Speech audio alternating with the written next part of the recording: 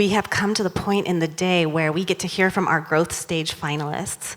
Here to moderate the growth stage is Aline Akinore, partner at Oregon Venture Fund, an early-stage venture capital fund that invests in startups and growth companies in Oregon and Southwest Washington. Aline leads the fund's diligence and research activities into prospective investments. Prior to joining Oregon Venture Fund, Aline's professional experiences span the globe, having worked in venture and impact investing in the Bay Area and with technology organizations in Rwanda, South Korea, and the United States. She has degrees in electrical engineering from Oklahoma Christian University and the University of Pennsylvania, and earned an MBA from Stanford University. Aline, welcome. Thank you, Shannon. Hi, everyone. Hello. This is not the energy I signed up for. Let's everyone stand up, stand up. I can see that post-lunch slump. So we're going to do a BVC shimmy. On the count of 3, I'm going to say 3, and then you go BVC. All right? You could also do the hips, whatever works for you. All right? 3, 2, 1. BVC. Thank you so much. You're a great audience. So it's great to join you on the BVC stage today. This is actually my first time at the Bend Venture Conference, and I have had a blast. I think the community here is just one of the greatest I have had the opportunity to spend time with. So thank you so much. Now, this is the run-up to the end of the day, and I want you all to show that same BVC shimmy energy to the 5 founders that are going to come out here today. As a lot of you know, being a founder it's not easy feat. It's a lot of work, it's a lot of rejection, it's a lot of sleepless nights. And so it's such an honor to have these 5 founders that have earned their spot here today to give them a platform to share their stories. All right, so the first growth stage finalist to join us on the stage today is Avoli. So Avoli is a brand dedicated exclusively to addressing the performance needs of women and girl volleyball athletes. Ladies and gentlemen, same energy, please welcome Rick Anguilla.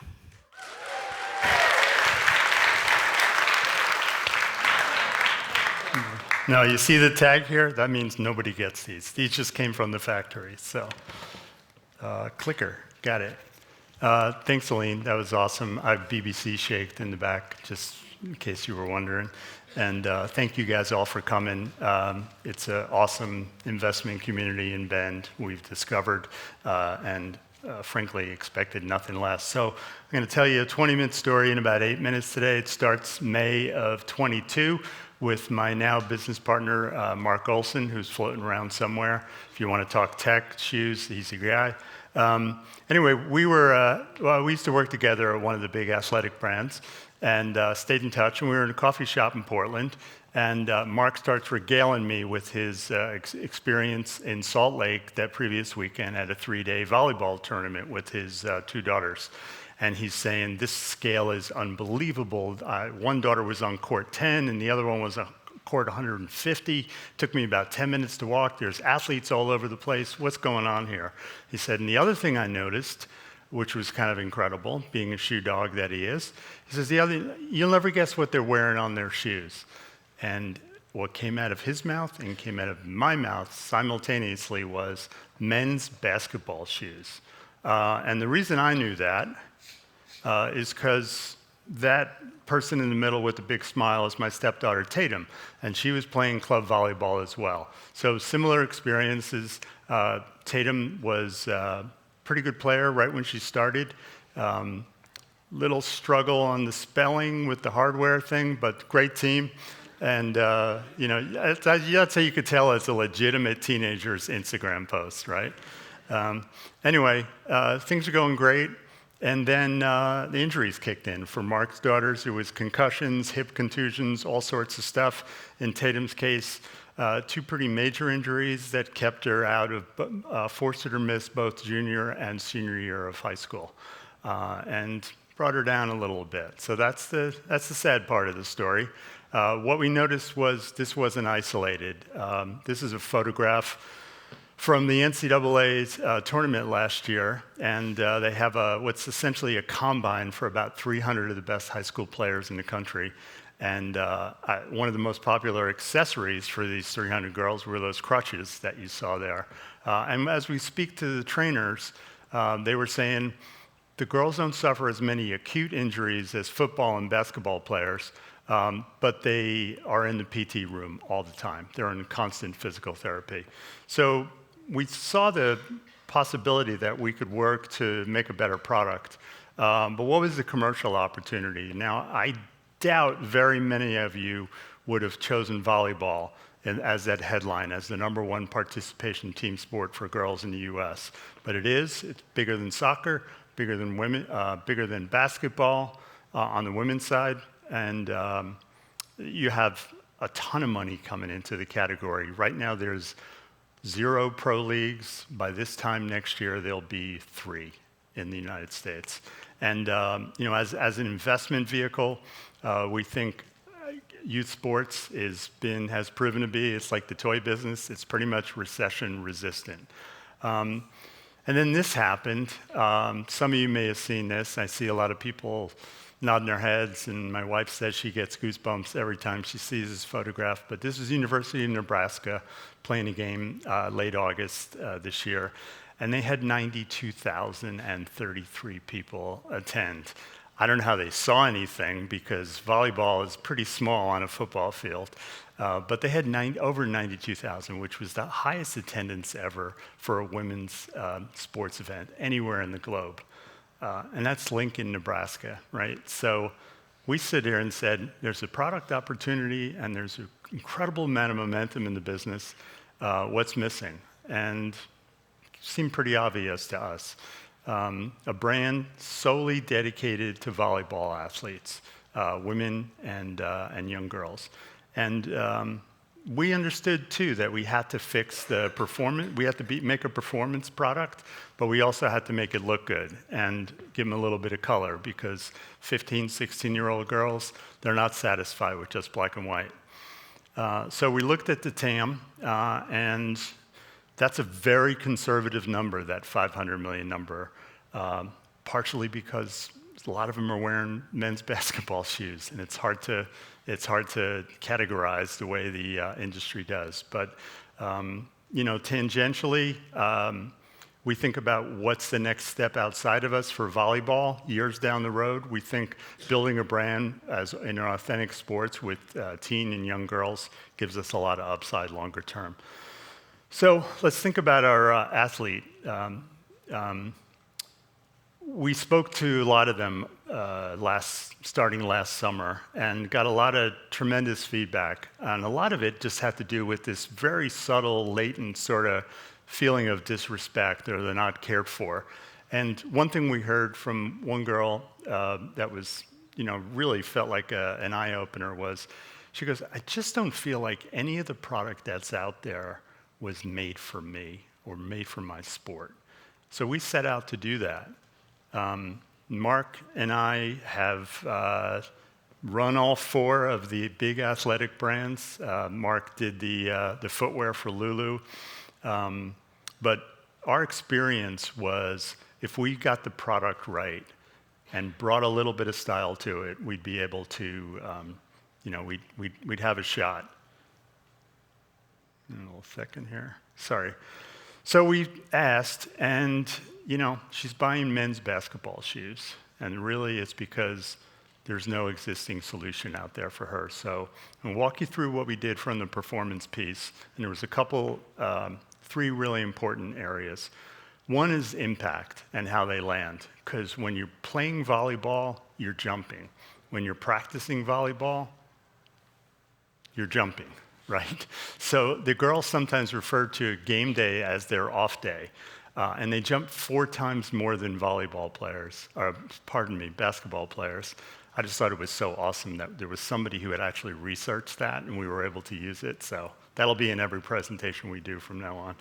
But we had to build the foam differently. And it has essentially that third piece on the bottom next to the gray piece acts almost like a memory foam, like in your mattress. So we can go into length during Q&A about how you land and how you jump. The second piece was fit. And you may have heard stuff over the last 18, 24 months, but there's a lot of discussion of what's unisex, what's women's, what's men's. Well, the thing we know is with a women's foot, they're generally narrower in the heel. It manifested itself with the girls talking about how they're constantly tying their shoes. They're unlacing them and tying them up and tying them up and trying to get them tight. But their foot still slipping around in the back. And it's because there's just too much room when you put it in a man's shoe. See, to the slap guys, we got gifts too. Even us old guys know how to do gifts. But these girls, they spent. One of the funniest things was, I remember saying to one of the young women, "What's the worst part of volleyball?" And she just goes, "Oh, the hotels." And we're like, "What are we? You don't like the Shiloh Inn? What's the deal?" And they're like, "No, they stink." I go, "From us?" They go, "Our shoes, they're terrible. We wear them all day. They're sweaty and hot, and they race to the bathrooms to get to the hairdryer first so they can dry their shoes out." So we put holes in the bottom of the shoes, essentially. I didn't bring it with me, but it also goes to the sock liner too, so that essentially what we have, and there's a patent pending on this, acts like a bellows if you think about it. So when they're pressing down, when they land, they're pushing moisture and the wetness out, and when they're jumping up, you feel a little bit of cool kind of coming back into it. So patent pending on that. We think it's pretty cool. We launched in August, and NIL stands for Name, Image, and Likeness, which came into parlance about 2 years ago. It's the idea that college athletes are allowed to endorse brands and endorse products. That's in the middle there is Harper Murray. You saw her previously in the Nebraska shot. But Harper, there was a big story in the Washington Post on Tuesday. We got mentioned, Harper got mentioned, is kind of about NIL, and again, that's more for Q&A. So we launched on social, obviously. Our agency, again, women's-led agency, they created 150 pieces of content for us, and everything lived on Instagram and TikTok. So I'm going to show you one of those pieces of creative. Hopefully.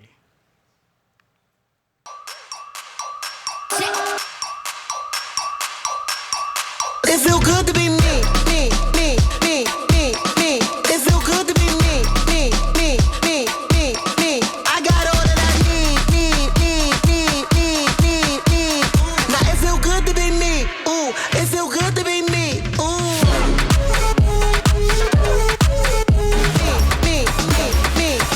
Volleyball is a vibe. Avoli is your shoe. Avoli.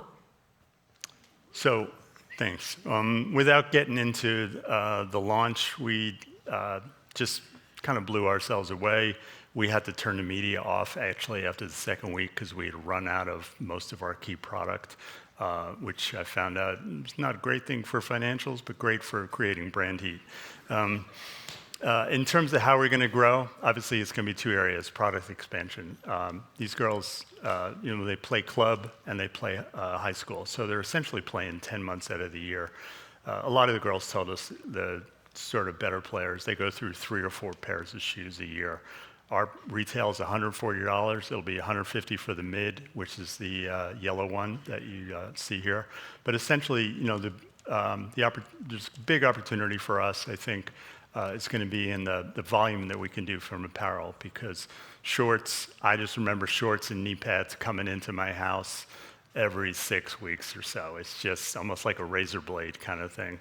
But we have a pretty thorough product architecture that we've built through.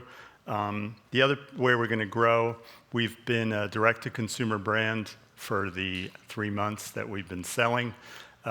We believe footwear is the way to launch. We were very convinced of that. I mean, I'm very fond of saying footwear, you can really kind of show yourself and show the authenticity you need and the performance of the product. With apparel, it's a little bit more challenging because not often do you get in from a run and you go like, God, that really did wick 40% more moisture than I had anticipated. Nobody's ever said that ever, right? So So selling direct to consumer obviously is going to be a mainstay of our business. What, again, in terms about, let's pivot, let's figure out what's going on in the business opportunity. For us, selling to clubs is going to be very good because the scale is really huge, okay? And that was good. I heard you, and I saw you. Anyway, just on the clubs, there's 5,000 clubs in the U.S., 12,000 teams, 12 girls on a team. Our transactions so far have been around $50,000 per club, which is a good month on DTC for us when we launched. And we anticipate about 100 club relationship in 2025, not only represent 1% market share. This is amazing. Thanks. Truly, I'm so excited, and I don't think I've ever played volleyball in my life. I'm 5'3", what can I say? I think, is this question time? Is that what we have available? So Aline, you can join us on stage. Sure, thank you, Rick. Was that question time? Oh shit, I thought I was. I think that's question time. I thought I was doing great. So you were doing great. Yeah. So I have questions, but this questions I think prioritize the audience since it's such a short time. You can go ahead. Do you want me to ask? Yeah. Yeah. All right. So some of the questions from the audience: why do you think the major brands have neglected this market, and what will stop them from coming in to outcompete you after you prove the market? Yeah, we hope they come in and they make a great shoe for these girls so that they have some options besides us. In the meantime, one of the things we did, we think we got a great head start because having worked at all the other places, we understand it's like turning a battleship at some of those bigger brands. We kind of looked at each other and said, do we want to do this? It's like, yeah, okay. Boom, we're in the volleyball business, right? So speed and our agility and our ability to get into market, it's really, it's such a drag to go into one of the websites of the major brands and you type in women's volleyball shoes, you get one volleyball shoe, you get 4 men's signature basketball shoes. Then you type in men's volleyball shoes, and you know what comes up? That same volleyball shoe. It's unisex, but they're not. So does the shape of the toe box change compared to men's shoes? Excellent question. They do. Not only the heel, but it's not so much with age, but women's feet, as you get older, you tend to splay. I hope I'm using the right word, Mark. They tend to flatten out a little bit, so you need a little bit more room in the toe box. And good use of the word toe box. You know you're in Bend when somebody says toe box. Well, I have to say, if you had the designer for the Lululemon shoes, you're in great shape because he really does understand the differences, I can confirm. So this was an awesome pitch, and I know we'd love to hear more, but unfortunately, the hook has come for you, the hook. My friend. Okay. Yes. Best of luck, and Thank you, Rick. That was amazing. Thank you. I was rejected from the volleyball team, so I feel some type of way, but if Rick and team could make, air-rated high heel shoes, I think a lot of women here would be quite appreciative. All right, next to join us on stage is Georgia Grace Edwards. Georgia is from Gnara, which is an innovative and inclusive apparel that makes everyone feel safe, comfortable, and confident to answer nature's call and explore as they are. Grace, please come on up. Thank you.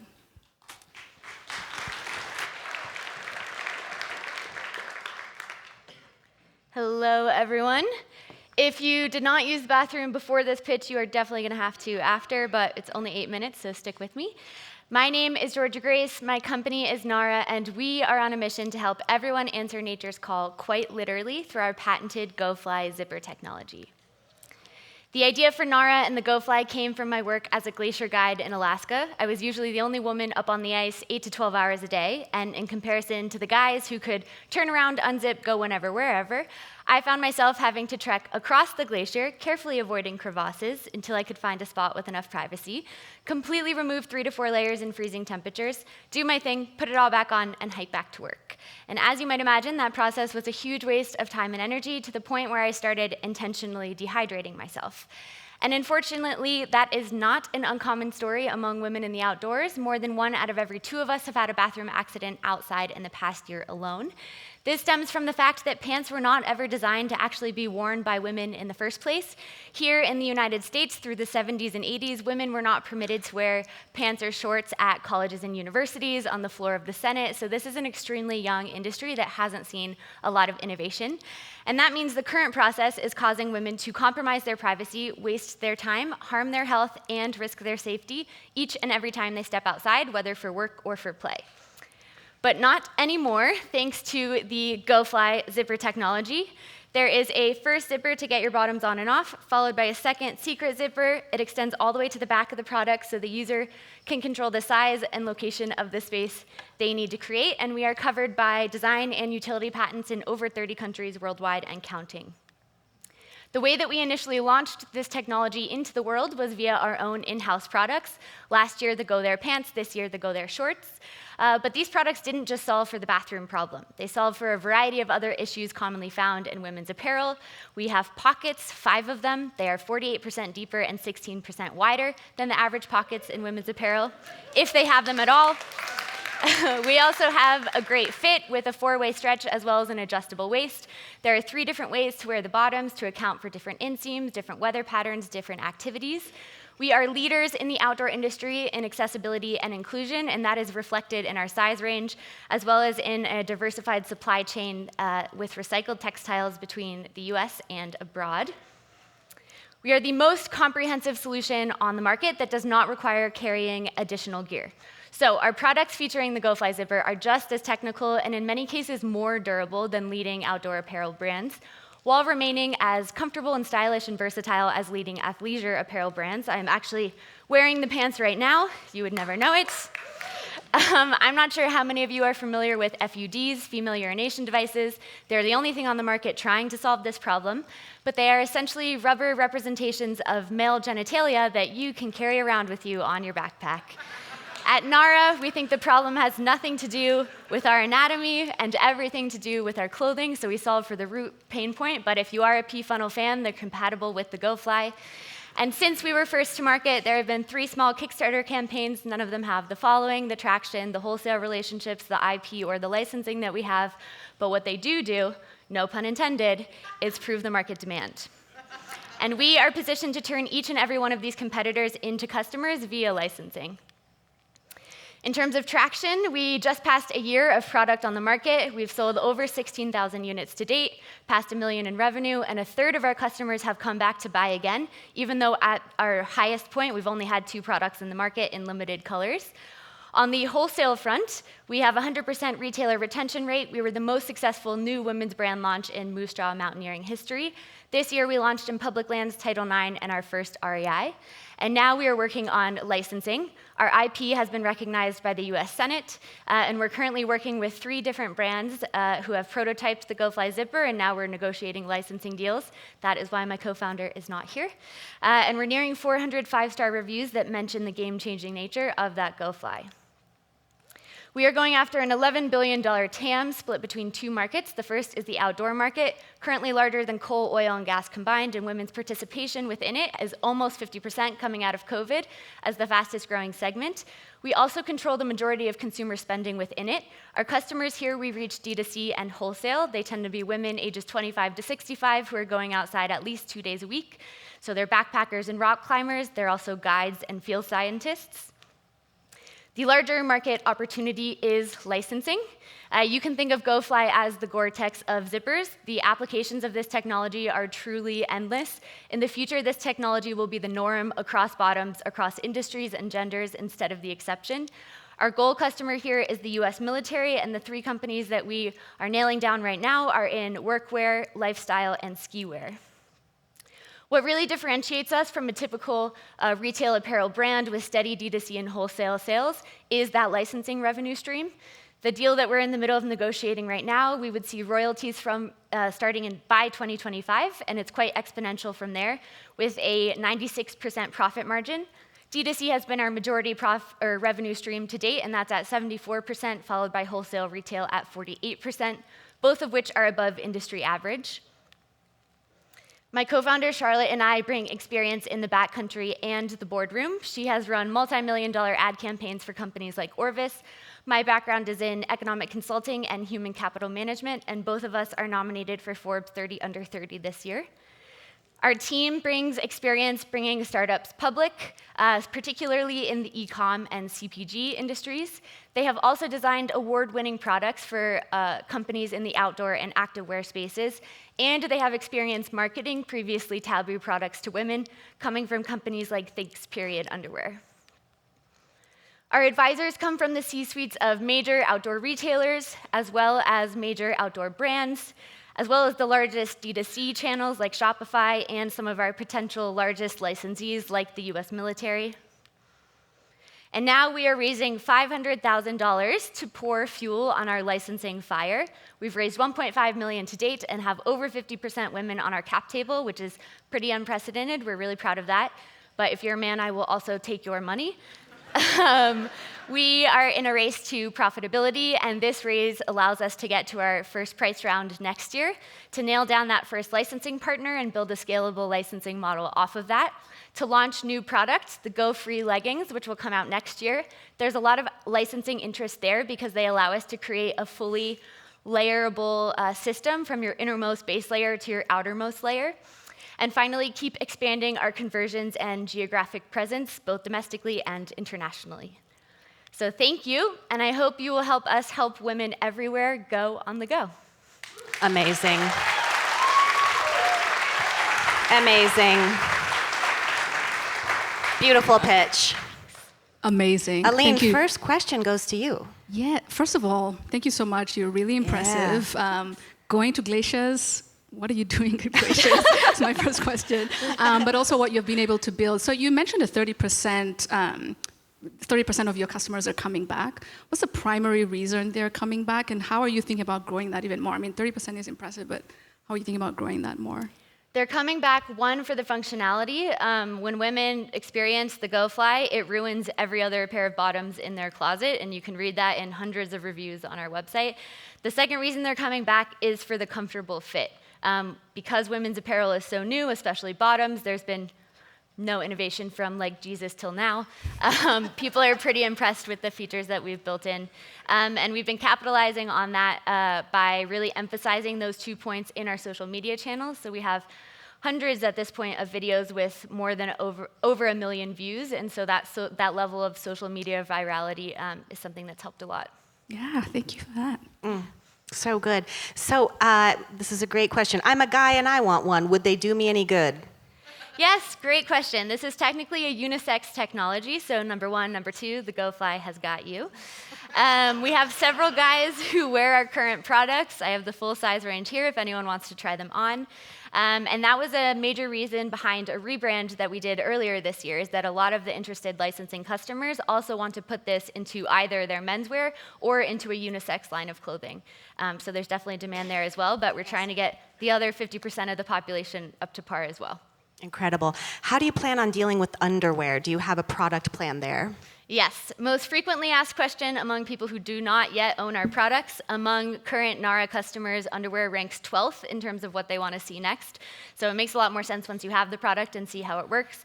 But with our current customer audience, about a third go commando. Part of our patent covers a flap on the inside, so they're super comfortable. They feel like the normal seam in a pair of pants that's already there. And everyone else wears normal underwear and pulls to the side, same way women do when we're wearing bathing suits or unitards or spandex shorts. We do have some ideas, though, for innovation in underwear, so they're in the pipeline, but they're not the highest demand product. Incredible. Being an outdoor-focused company, are you tracking the environmental impact of your product? Yes, our next production run is entirely PFOA free, so we have a DWR water coating for repellency, and that is now free of Prop 65 chemicals, which we're doing before a lot of other companies. We ship all of our products in compostable mailers, and we've diversified our supply chain so that we have the smallest possible carbon footprint in mailing or shipping our fabrics from factory to customer, etc. Incredible. Can you provide more detail regarding the IP status of the GoFly zipper? Yes, well, I'm sure my co-founder could, who is closing, hopefully, one of those deals right now. But basically, how this will work is that there is an upfront knowledge transfer fee for the information about how this technology actually works and how to implement it in someone else's products. After that, there is a per unit royalty fee with a minimum guaranteed number of units. And what we provide to the companies, in addition to the ability to use the rights to our patent, is also marketing. We have a really strong following and brand values, and those are things that other brands are interested in being able to mimic, to have a symbol of that in this industry. Wonderful. What are your thoughts about expanding from outdoor active styles into casual wear such as jeans? Yeah, like the onesie, for example. Yes. Right? So we're also patent pending for anything that goes into a onesie. So overalls, jumpsuit, flight suit. That's much higher demand than underwear at the moment. And we get a lot of requests for lifestyle products. That will likely be something that we license into because our specialty has really been outdoor technical gear. And it's much easier to just license into that.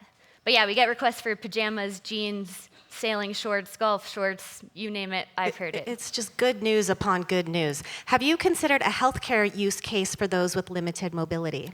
Yeah, there's also a really great adaptive use case for this technology, particularly among people who use wheelchairs or have long-term medical devices like a catheter, for example.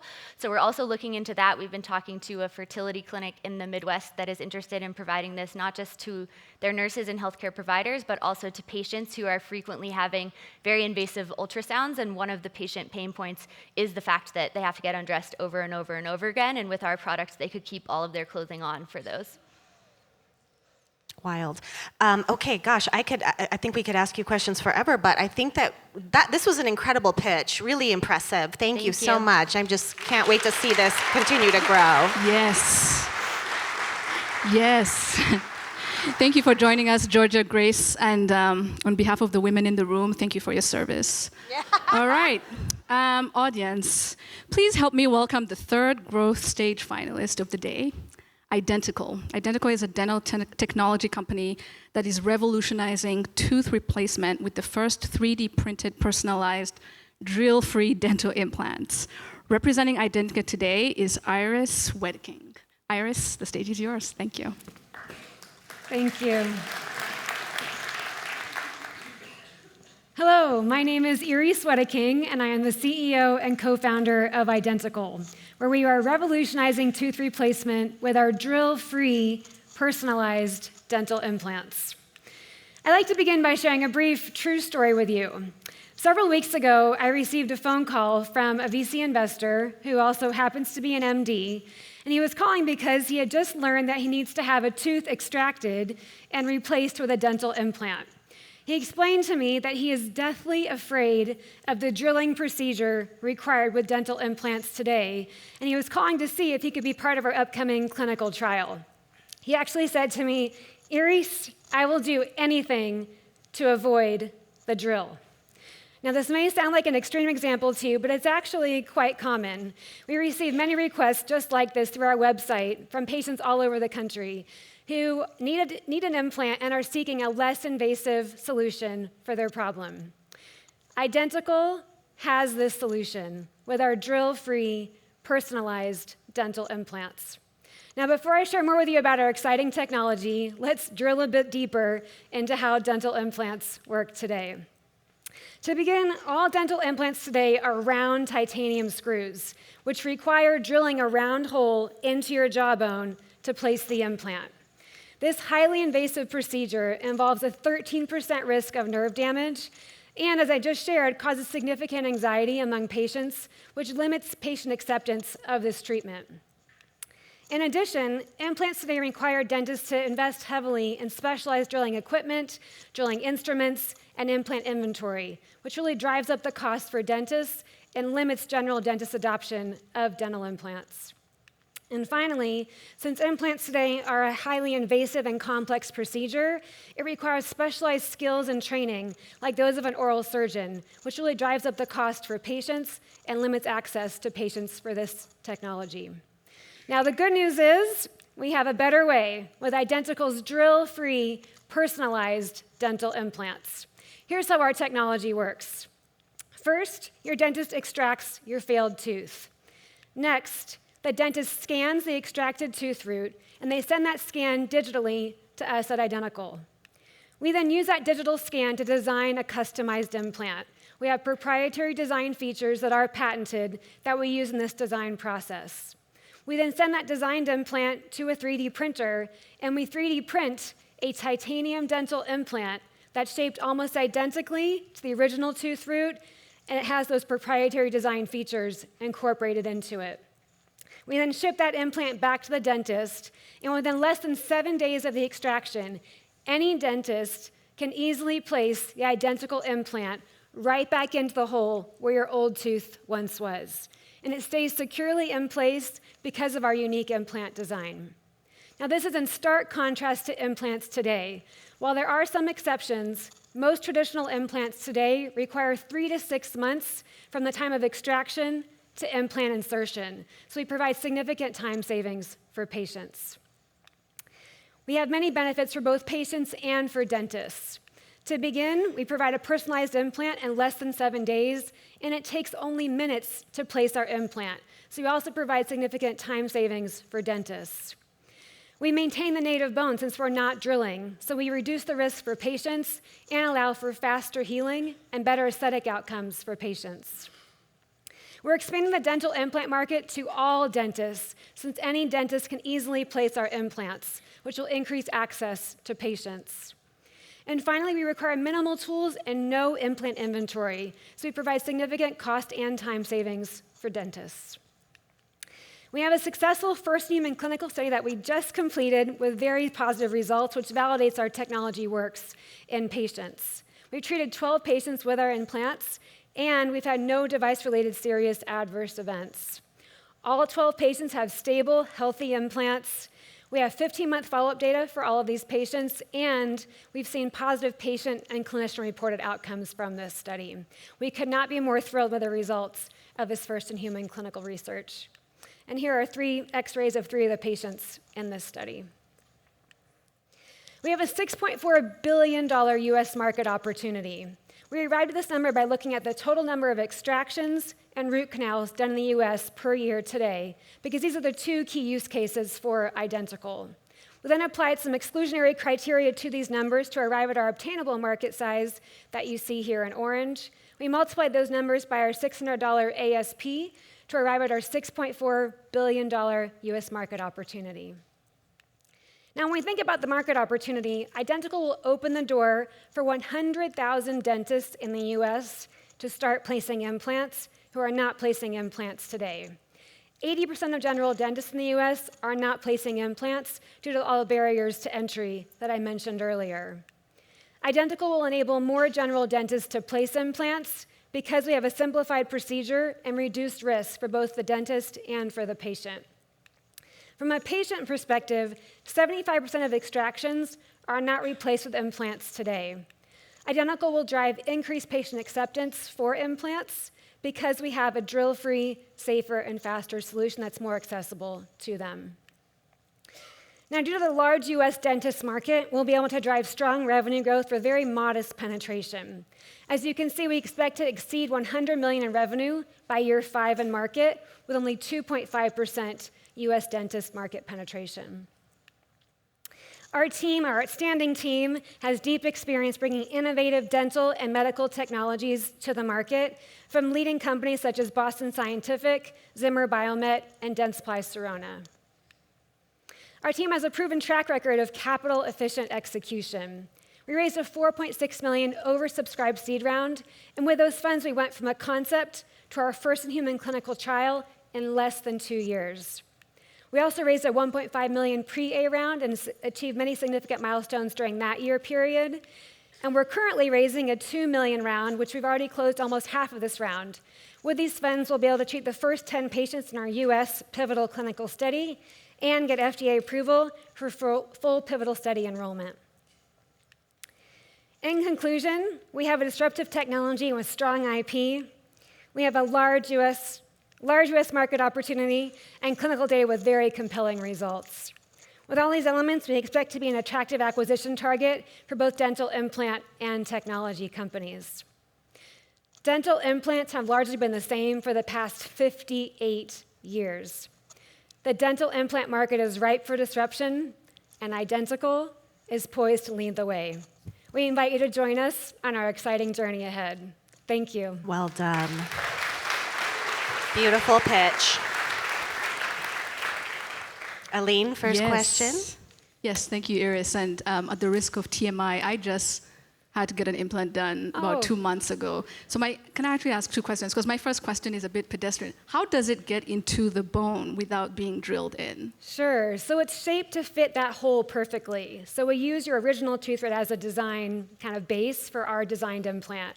So the implant that we design actually fits that hole perfectly. So it goes in kind of like a puzzle piece, just right back into that hole, and it stays securely because of our geometric features that create a tight press fit in the socket. So you just press it right back into the hole. Amazing. And will there have to be any education of the dentists that take up Identical? So the beauty of this technology is it requires very minimal training. And in fact, all dentists learn how to take teeth out. That's required to graduate from dental school. And that's the key skill you need for our implant. So if you can take the tooth out, then you can place our implant. So that's why we're expanding access to all dentists worldwide to place implants. Just amazing. What is the pain level like during and after for the patient? So the extraction is probably the most painful part of this, but we can't really avoid that. If you have to take your tooth out, that's it. The actual insertion experience is actually 20 seconds. It's very, very short, very simple, very little pain. It's a much simpler and shorter procedure. So wow. Very reduced pain and anxiety. Wow. What does the pricing look like from the patient perspective? Is it cheaper or more expensive than a traditional implant? Important question. Yeah, great question. So we can control the pricing in terms of what we charge the dentist. The dentist then controls the pricing to the patient. I can say that we plan to charge basically parity pricing for our implant versus traditional implants in the market today. So for the dentist, they'll pay the same that they pay for traditional implants. As far as what they charge the patient, while we can't control that, what I can share is that if every dentist in the US is placing implants with our technology, the price should decrease for patients due to supply-demand economics. So there'll be more competition in the marketplace, and we've already seen in small pockets of the US where more general dentists are placing implants, the pricing has already decreased for patients in those geographies. That's amazing, because a lot of people are just opting not to have the tooth replaced at this point, Yep. right? Which is just such a bummer. What is the typical healing time of the implant post-procedure before a permanent crown could be placed over it? Is it any faster than the typical titanium implants? This is interesting. Thanks for that question. So in our clinical trial, we're allowing 3 months, since that's a traditional time frame for osseointegration for the implant to integrate with surrounding bone. However, we fully expect that our implants will actually integrate much faster, so as short as 6 to 8 weeks. And the reason for that is since we're not drilling away any of the bone is basically ready to integrate with the implant immediately. Whereas with traditional implants, there's a whole traumatization of the bone through the drilling process. So we expect that we'll have much faster healing. We'll prove that with future clinical trials, but all the bone healing experts we've talked to believe that our implant should heal much faster in as short as 6 to 8 weeks. And how do the implants get color matched to each patient? Are they easily replaceable if color changes over time? So the implant actually replaces your tooth root.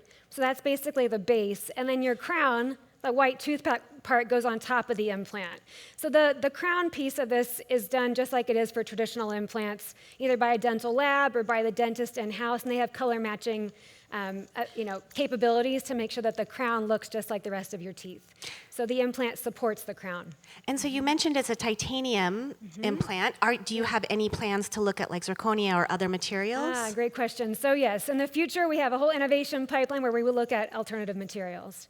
Great. Yep. And how long do the implants last? So they should last a lifetime, just like traditional implants. That's the beauty of implants, is that they have a really long durability. Yeah. And then what is your sales approach? Directly to dentists or public information or both? So it'll be both, I think. We already actually have a lot of inbound interest, I'll say, I'm sure, with patients asking us for our implants, and so we know there's going to be a lot of public interest.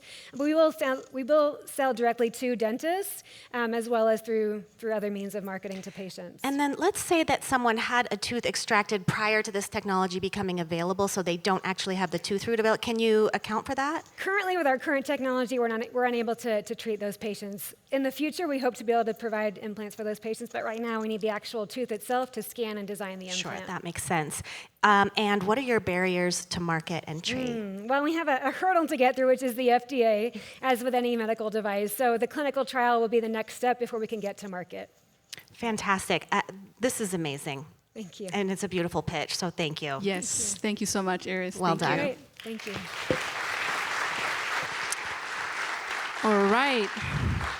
I feel like the energy level is kind of dwindling down. There's 2 more pitches, and then there's wine and waiting for you at the end of the tunnel. So get that energy up, and let's show some love to these founders. All right, so next to join us on this stage is Maria Busti. She is from Campo. Campo is a leader in modern daily travel making stylish and sustainable designs, specifically for commuters using bikes and scooters. Maria, the stage is yours. Thank you. Yeah.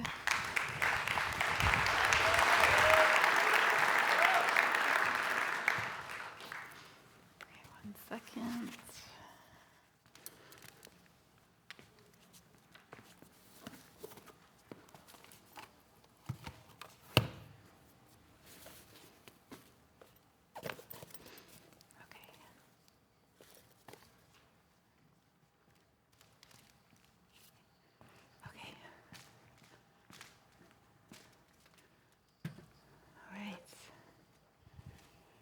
All right, good afternoon, everyone.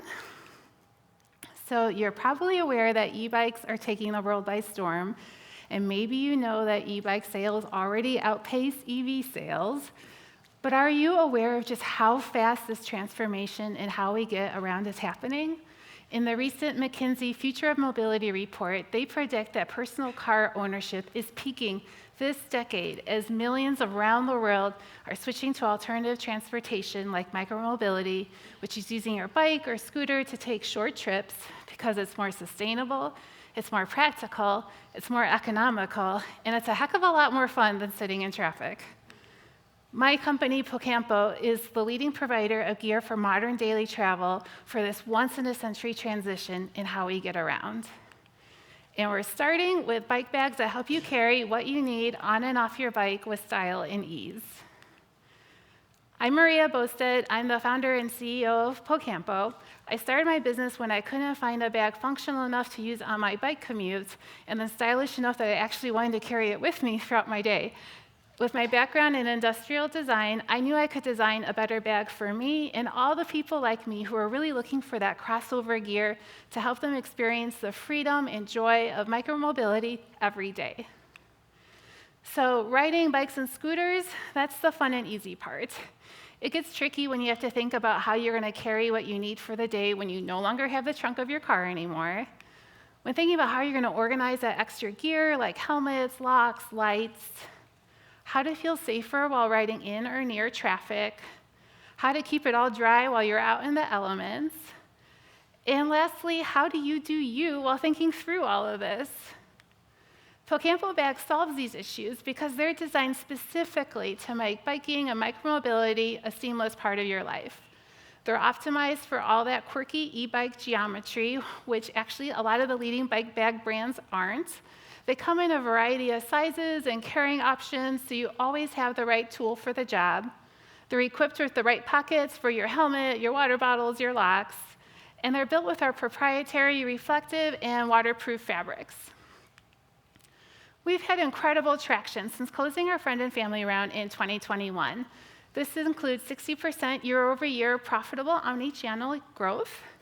This year, we have a bona fide bestseller. Our Whoosh basket is up nearly 800% over last year when we launched it.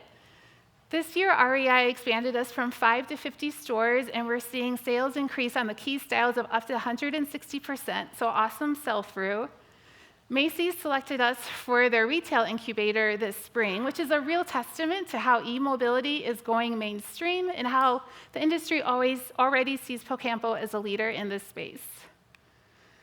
But most importantly, our customers love what we're doing. In a recent survey, 94% said that their Campo bag made biking better for them, We have hundreds and hundreds of 5-star reviews, and this is really the community of believers that's propelling our growth.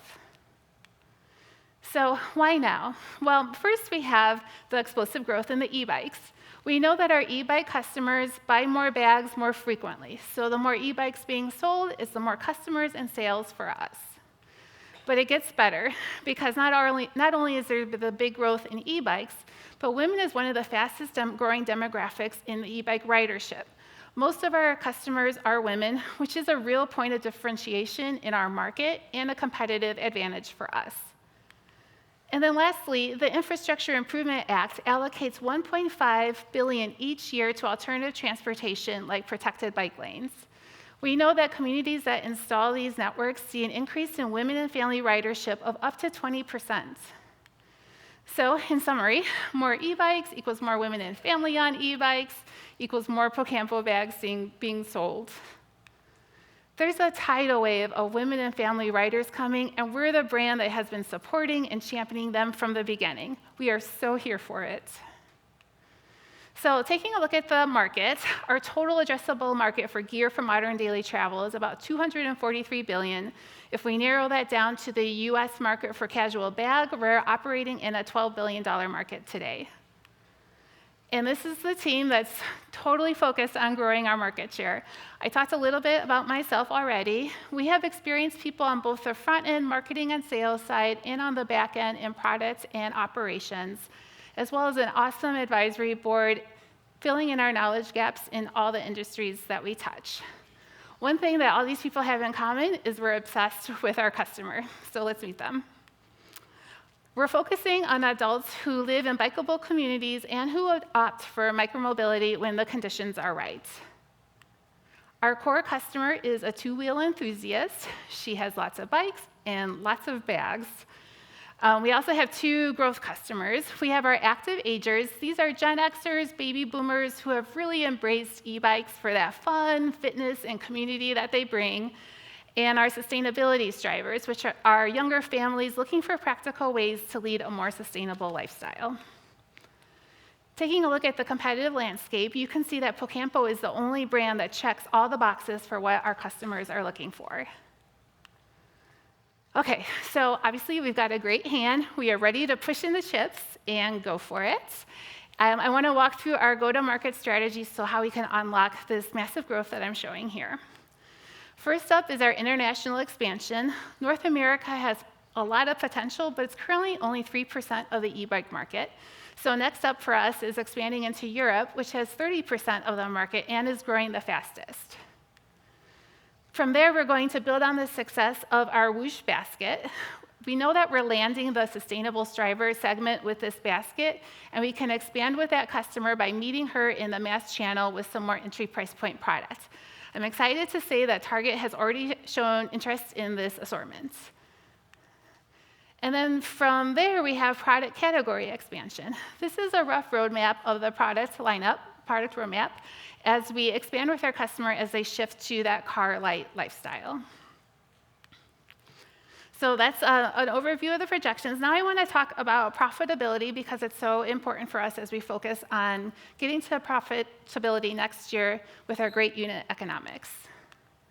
Here's an example of, or an overview of our unit economics. Even at the contribution level, which includes the product cost, fulfillment, various merchant fees, and the cost to get that sale, we have really healthy margins. So keeping that and keeping a good eye on our fixed expenses, we'll be able to get to profitability next year. And that's so important for us because we do see acquisition as the most likely exit, especially as we establish ourselves as leaders in this space. Deals in this industry are priced as multiples of EBITDA, so we're going to keep a really good eye on profitability as we grow. Okay, investors in the room, now's your chance to get in on the action. We're raising $1 million for our seed round, which will go to growing the team to execute that plan I just outlined, research and development, and inventory procurement. So I hope you'll join us as we bring the freedom and joy of micromobility to people around the world with their Campo. Thank you. Fantastic. Fantastic pitch. Yeah, that's great. Okay, Aline. All right, yes. the investors in the room must be salivating at those metrics. Those No are some pretty kidding. impressive metrics. Yeah, Maria, if you could share, I mean, you've really impressive performance. What has been the most surprising thing for you as you've built the company? That's a good question. What's been most surprising for me? I guess coming from my background in industrial design, I'm a very product-first person. And I think the biggest surprise has just been learning about all the different parts with growing a business and getting all the pieces together to work in synchronicity to really unlock the growth. One of the things I'm most proud of is growing a really good team that we have now to have expertise in all the different areas that we need to get to the next level. Great question. If I don't always take my bag with me, is there any security with the bags or the way they attach to the bike? The bags are meant to be going with you, so they don't lock to your bike or anything. Depending on where you leave, some people are comfortable leaving their bags on their bike. Other people, I'm in New York, I would never leave a bag on the bike, and so I always take it with me. And where did the name Campo come from? Campo is a character from Lonesome Dove, which was the book I was reading when I came up with this company idea. I don't know if we have Lonesome Dove fans in the audience, but that was the cook that went on this cattle drive. He did everything his own way. I liked his attitude. And as a visual person, I really like the name. It's very circular. You got the P and the O and the C, and it kind of reminded me of bike wheels, and it's a good sounding name, so I just went with it. I love it. I love it. Can you elaborate on the meaning of micromobility? Yeah, micromobility is a term that refers to using small, often electric vehicles like e-bikes or e-scooters to go short distances. So the idea is a micro thing to do. In the US, 60% of trips are under 5 miles, and that is a distance that's totally doable to do on an e-bike or an e-scooter. So the idea is for a more sustainable solution for those short trips to switch to this form of getting around. And where is the product made?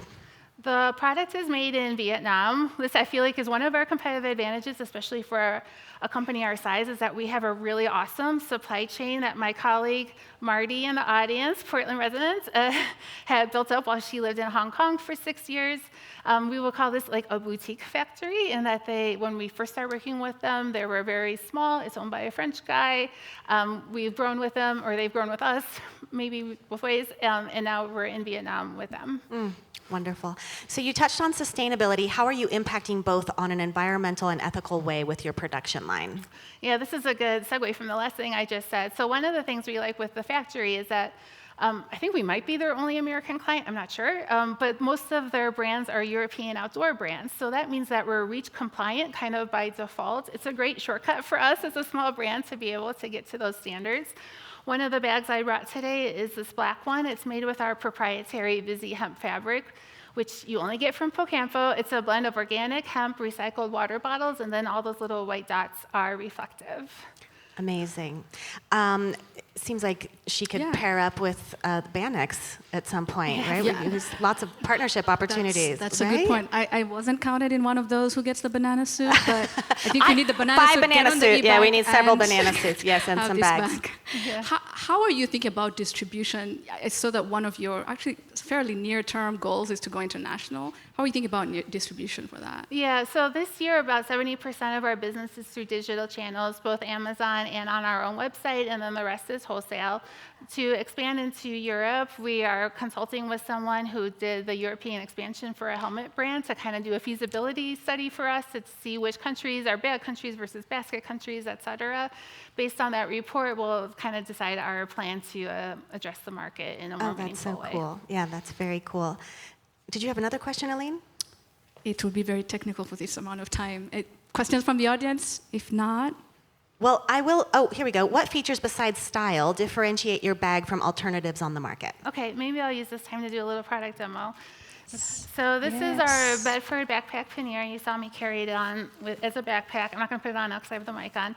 So if you want to make this into a bike bag, you flip the shoulder straps to the front. You clip them together with the same sternum strap. You get this extra visibility, extra safety. And then on the back, we have these magnetic buckles that you use to attach it like a pannier. They're super strong. Each one holds 80 pounds on both sides, as well as a pull-down hook at the bottom for a third point of attachment. And then when you get to where you're going, You just flip it back and off you go. Our customers are on and off their bike all day long, so having a bag that would be like multiple steps to transition it, they just would never do it. So we really solved it by having it be super fast in a true backpack and a true pannier. I can see why your customers are loving you. And I have to admit, initially, I did think that was a real puppy, and I was really happy. And Same. yeah, I'm glad I'm not the only one, because I'm like, am I okay? That's clear. Anyways, Maria, a beautiful pitch. This is awesome. Thank you. Well done, Maria. All right. Thank you for that, Maria. Beautiful colors. I just learned how to ride a bike this year, so the 6-year-old in me is feeling very proud, and maybe I should look into getting one of these. All right, so now for our final growth stage finalist, ToolBelt. ToolBelt is a mobile software program that allows contractors to post projects and directly to connect with tradespeople. Representing ToolBelt today is Josh Engelbrecht. This is the last one. Let's give him the biggest applause. Josh, the floor is yours.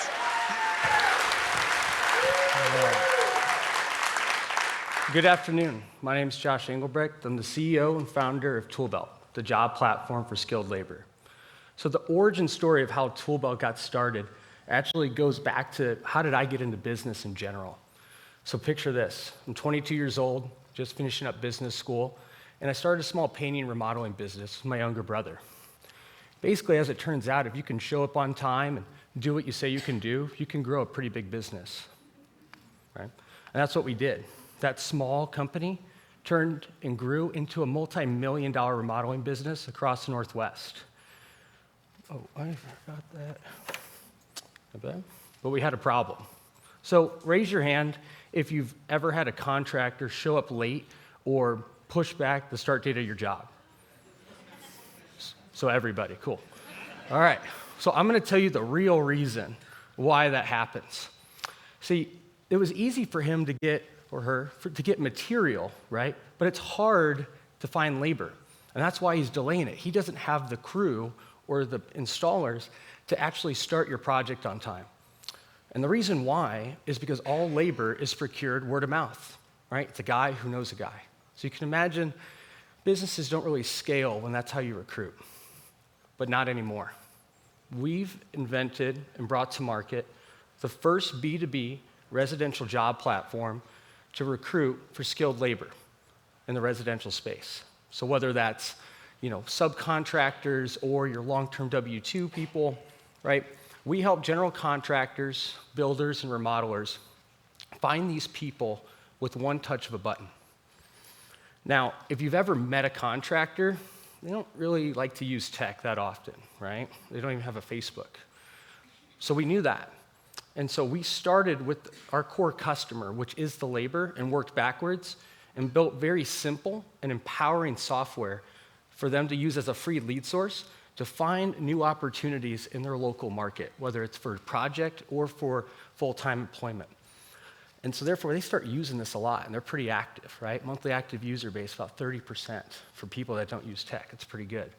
And this high activity actually translates into 85% of people getting connected within 7 days, which, just so you know, normally takes 30 days, if not up to a year, for a lot of these remodeling building companies.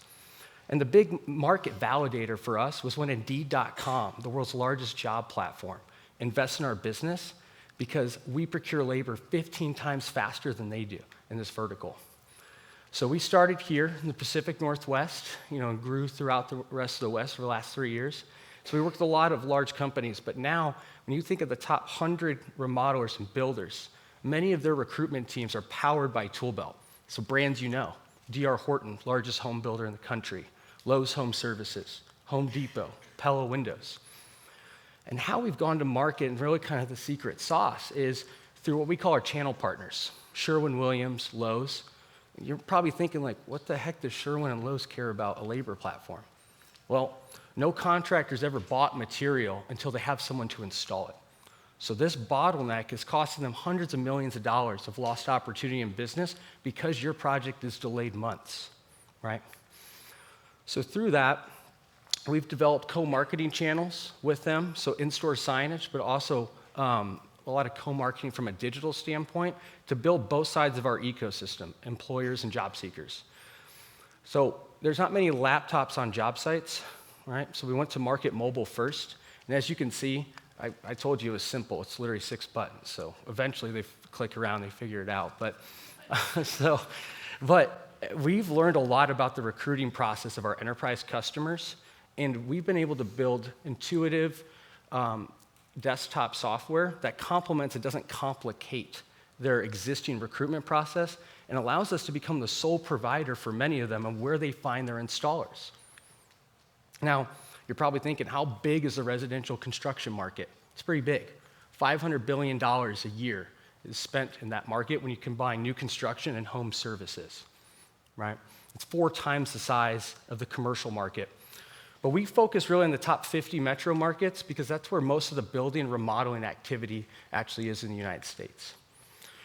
So 2023 was kind of like our tipping point year. Finally, I was waiting like 3.5 years. I'm like, when is this going to take off?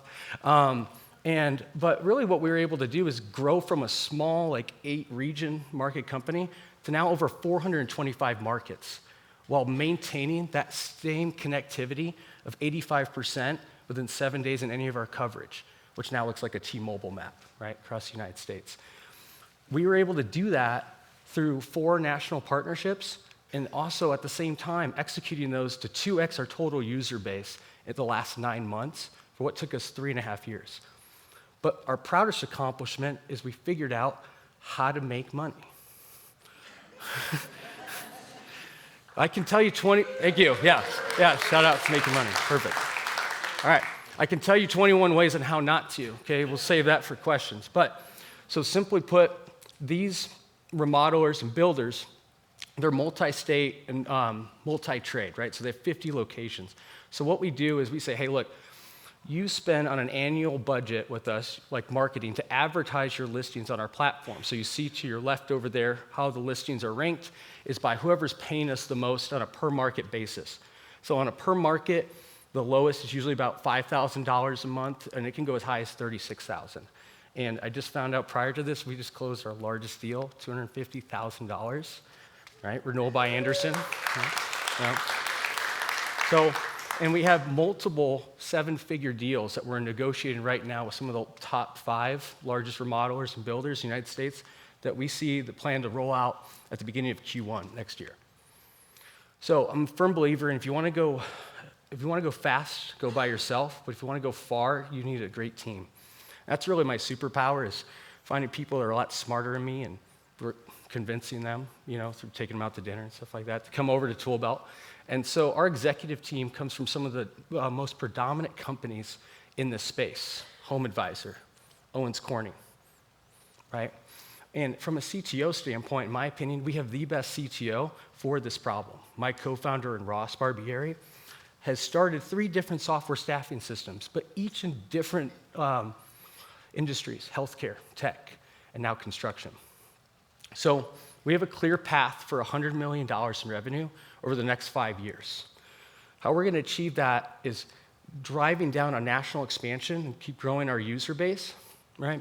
But if you look at the top 1,000 remodeling companies, if we got them to sign up to our average deal size, that's $75 million of ARR. And because our user base has grown and our partnerships have grown, a lot of these manufacturers want access to that. So we can do even rev share partnerships with them. So I'll leave you with this. America runs on construction runs on labor, and labor runs on ToolBelt. Thank you very much. Wow. Well done. First of all, congrats on that massive, meaty deal. That's amazing, $250K. It wasn't me, it was my sales guy who closed this. Congrats to the team. Could you share a bit more? I didn't quite catch. So for the $250K deal, is that the size of the contracts, and what is the take rate for ToolBelt? I wish we could get involved in the transaction, but this industry primarily uses cash or check. Like even D.R. Horton still pays their subs. So we don't have a take rate like a traditional marketplace, like a Rover or Uber or Lyft, stuff like that.